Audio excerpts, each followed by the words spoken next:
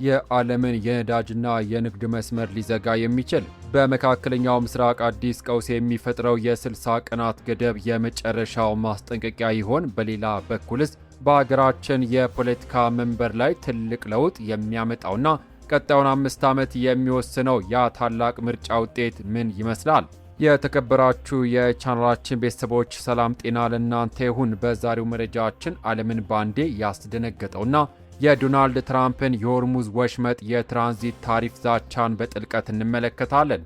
በመቀጠልም መላው የኢትዮጵያ የፖለቲካ የሰባተኛው ጠቅላላ ምርጫ የመጨረሻ ውጤት ይፋ ሆኗል። ብልጽግና ፓርቲ ከፍተኛ ድምፅ ማግኘቱ ሲረጋገጥ ምርጫ ባልተካሄደባቸው የሀገሪቱ ክፍሎች ቀጣይ ጣፋንታ ምን ይሆን?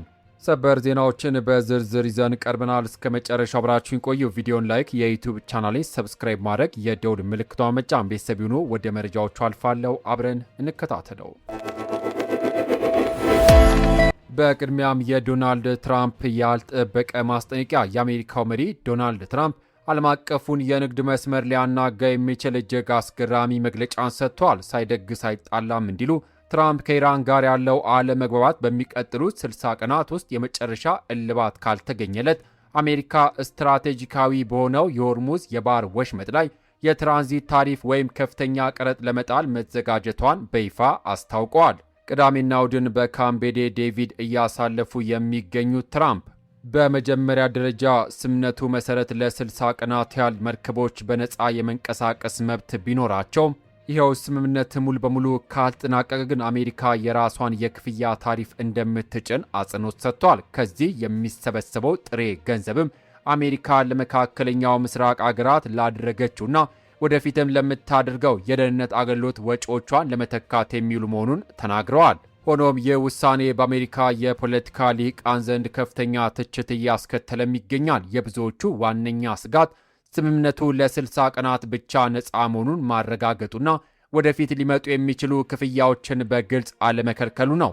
ይህም የዓለም አቀፉን የነዳጅና የንግድ መስመር ዋስትና አደጋ ላይ ሊጥል ይችላል በሚል ትልቅ ክርክር ፈጥሯል። ዶናልድ ትራምፕ ግን የመጨረሻ ውሳኔ በአሜሪካ እጅ ነው በማለት ጥቅማቸውን ለማስከበር ወደ ኋላ እንደማይሉ በጽኑ አቋም እየተሟገቱም ይገኛሉ። ክቡራን አድማጮች፣ ይህ በዓለም አቀፍ ደረጃ ትልቅ አነጋጋሪ ሆነው የትራምፕ ውሳኔ እንዳለ ሆኖ አሁን ደግሞ በቀጥታ ወደ ሀገራችን ኢትዮጵያ እንሻገር። የሀገሪቱን ቀጣይ 5 ዓመታት የፖለቲካ አቅጣጫ የሚወስን እጅግ ወሳኝ የምርጫ ውጤት ይፋ ሆኗል። ቀጣዩ መረጃችን በዚሁ ጉዳይ ያጠነጥናል። አብራችሁን ቆዩ።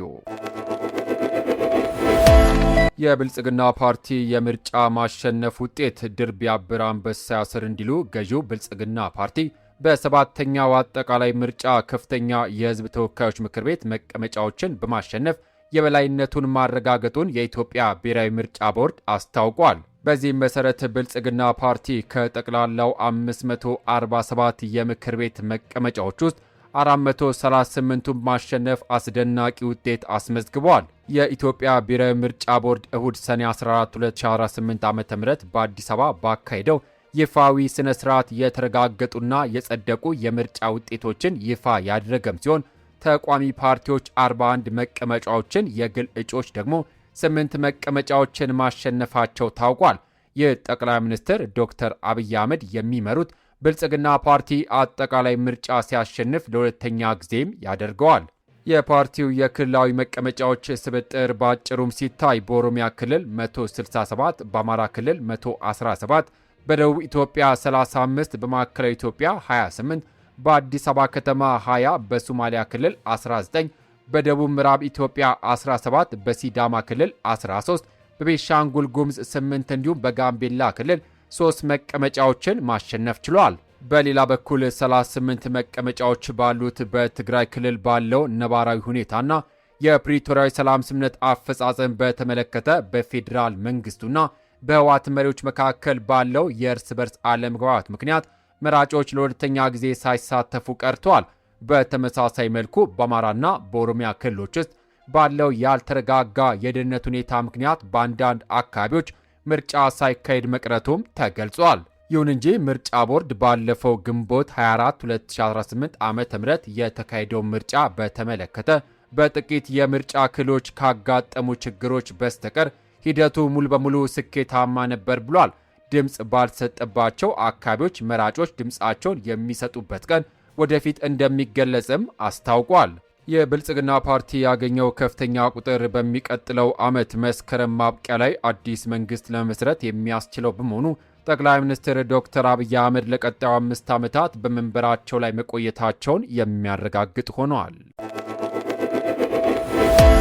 ክቡራትና ክቡራን የተከበራችሁ የዩቲዩብ ቻናል ቤተሰቦች እንግዲህ የዓለምን የኢኮኖሚና የነዳጅ መስመር ዕጣ ፈንታ ሊወስን የሚችለው የትራምፕ ያልጠበቀ ውሳኔና የሀገራችን ቀጣይ 5 ዓመታት የፖለቲካ ጉዞ የሚመራው የ7ኛው ጠቅላላ ምርጫ ይፋዊ ውጤት በአሁኑ ሰዓት በዓለምና በሀገር ውስጥ መነጋገር የሆነ አበይት ጉዳዮች ናቸው።